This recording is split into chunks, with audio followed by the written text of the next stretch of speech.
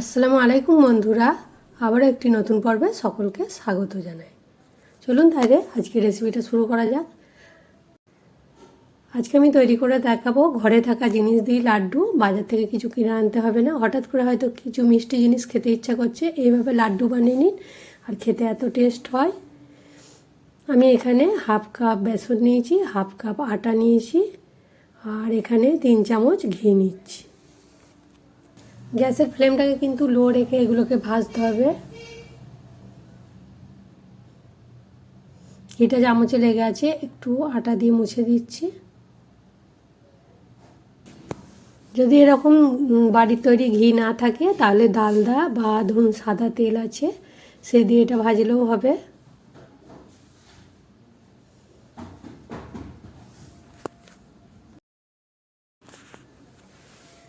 ঘিটা একটু কম লাগছিল বলে 1 চামচ আরও ঘি দিয়ে দিলাম। আর এটা যদি বেশি ঘিয়ে ভাজেন তাহলে তো খেতে আরও টেস্ট হবে, আর যদি ঘি অল্প থাকে তাহলে ঘি আর সাদা তেল মিলিয়ে করলেও হবে।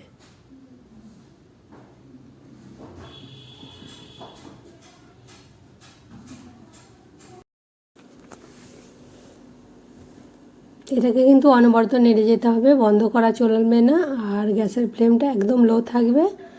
আর ভাজতে ভাজতে যখন একটা সুন্দর গন্ধ বের হবে, গোটা ঘরে সেন্টে মোহমোহ করবে, কারণ এটা ঘিয়ে ভাজা হচ্ছে, আর কালারটা একটু চেঞ্জ হয়ে যাবে, তখন আমি এটা হয়ে যাবে বুঝতে পারবো ভাজাটা।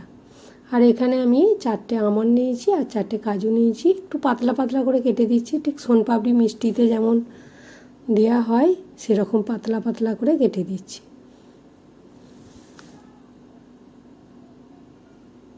যে সকল বন্ধুরা আমার ভিডিওটা দেখছেন, ভালো লাগলে অবশ্যই ভিডিওতে একটা লাইক দেবেন, আর কমেন্ট করে জানাবেন কেমন লেগেছে। নতুন যদি বন্ধু হয় অবশ্যই আমার চ্যানেলটা সাবস্ক্রাইব করার অনুরোধ রইল। পাশে থাকা যে বেল আইকন আছে সেটা টাচ করে দেবেন, যখনই আমি নিত্য নতুন ভিডিও ছাড়বো আপনাদের কাছে নোটিফিকেশান চলে যাবে। বেসন আর আটাটা বেশ ভালো মতো ভুনা হয়ে গেছে। এবার আমি গুঁড়ো করে রাখা চিনিটা দিচ্ছি। এর সঙ্গে 2টো এলাচ নিয়েছিলাম, গুঁড়ো করে দিয়েছি। এলাচ যদি কেউ পছন্দ না করেন এটা বাদ দিতে পারেন।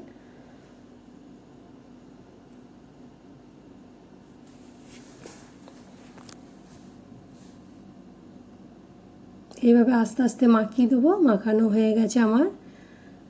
এবার আমি গ্যাসের ফ্লেমটাকে বন্ধ করে দিয়ে একটা প্লেটে ঢেলে নেবো। একটু ঠান্ডা হয়ে গেলে তখন আমি নাড়ুগুলো হাতে করে পাকিয়ে নেব।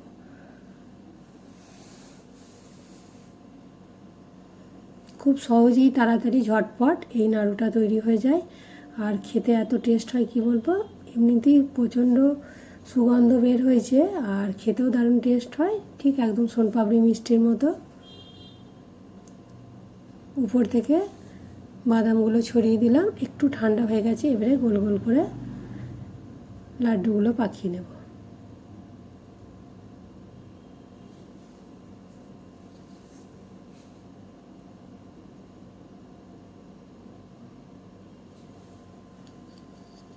হালকা ঠান্ডা হলেই পাকিয়ে নিতে হবে, বেশি গরম হাত দেওয়া যাবে না।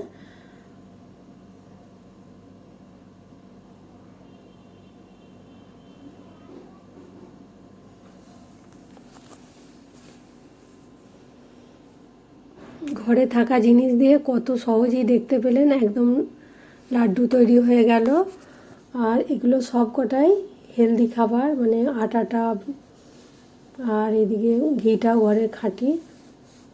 আমার এটা বাড়িতে তৈরি ঘি, আর এত সুন্দর গন্ধ বের হয়েছে কি বলবো। আমার ছেলে তো প্রচুর পছন্দ করে, মানে ঘরে করে রাখলে কদিনই কৌটো খালি হয়ে যায়।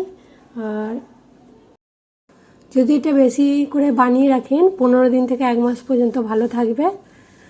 আর 15 দিন বা 1 মাস যাবে না, কারণ বাড়িতে বানিয়ে রাখলে ছোট থেকে বড়রা সবাই এতটা আনন্দের সঙ্গে খাবে, আপনার তো 2 দিনই কৌটো খালি হয়ে যাবে। এতটাই এর টেস্ট হয়, আর খেতে এত সুন্দর হয় কি বলবো, একদম সোনপাপড়ি মিষ্টির মতো।